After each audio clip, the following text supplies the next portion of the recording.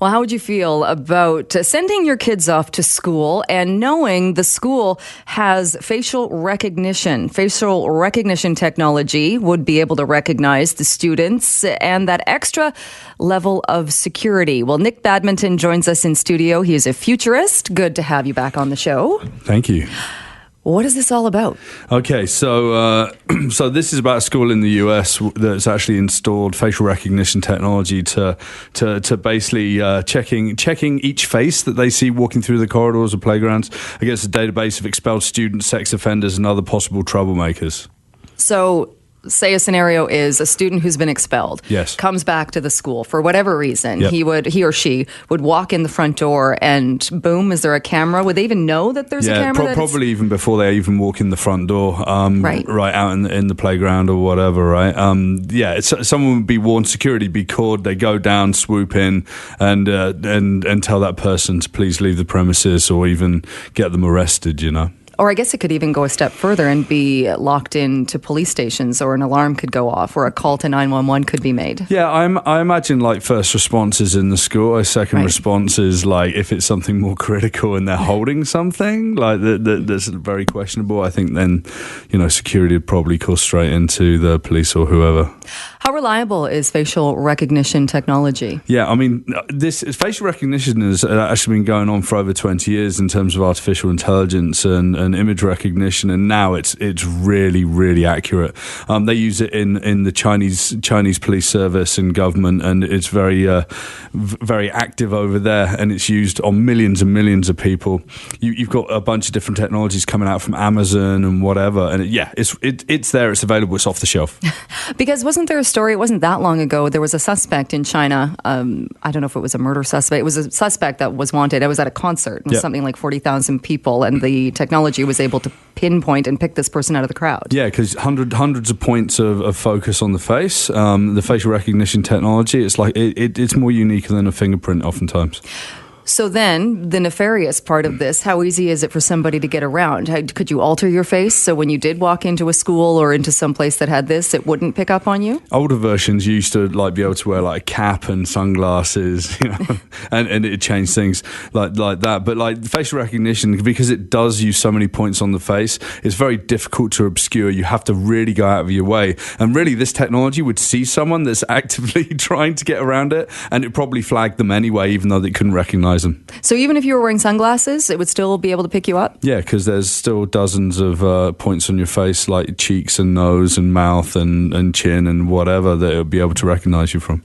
What does it need to have you in the system, though? Does it need to have you in person, have a picture of you, or could it go from a photo? Yeah, it could go from a photograph for sure. Absolutely. It's nice and easy. The technology these days can actually take a two-dimensional photo and render it into 3 dimensions so that you can work this out pretty accurately. What if it had a picture or the information it had was when you were, say, 12 and you were now 20? Would it still be able to pick you out? That's kind of a little bit more tricky, but you can actually simulate people getting older. That's actually fairly easy to do these days. Right. But it's kind of a scenario that's not really happening, I'll be honest. Privacy concerns, I'm guessing, people, and we'll open up the phone lines in the second segment with you. But I'm guessing there are parents who are thinking, okay, on the one hand, I want my kids to be safe when they're at school. I like the idea of schools being able to weed out if somebody who's not supposed to be there is there. What about privacy, though? Who's actually getting the information from the surveillance technology? Yeah, so ultimately this is going to go to the cloud. I don't know in this particular case where it's going, but it's probably going to the cloud of the system that's been put into the schools, into a central database so it can be used across the US, potentially across the world. There's an absolute problem with that. It means that every face that the camera actually points at is actually collecting that data without your responsibility. That could cause a huge amount of distrust and worry within the school system. And I think the bigger problem is that overall messaging about responsibility and safety at schools is being undermined by the fact, here's technology, we don't trust you, and that's the start of this conversation. system. Right. And that is kind of frightening that it goes to the cloud, and who knows who's accessing it. And then now somebody suddenly knows your daily routine and knows where you are at all times. Yeah. And, this technology isn't perfect. It has problem like being able to discern people of color, even women. And also, if you're a brand new offender and you're walking into a school and you haven't offended before, but you're going to do something like pretty terrible, it can't tell that you're that person, right? Right. It can't read your mind. You can't tell the intent.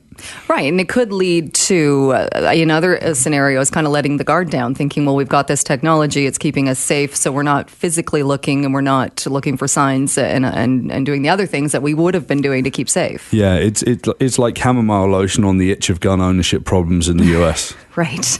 Are there other places or you mentioned in China they've been using this. Are there other scenarios where this is being used? Yeah, I mean, this is being used a lot in retail environments. It's been used a lot in very large cities across the world. I come from the UK originally, London, places like that. It's been used for years and years and years.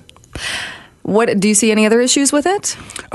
I think overall it's another tool in the arsenal. I don't necessarily think it's a terrible thing. I just think that underlying all of this technology to make us feel safe is an underpinning of principles and the way to operate your country and your school that needs to be safe. And I don't think that you can just pick technology off a shelf and suddenly everything gets better. I just think it's like a knee jerk.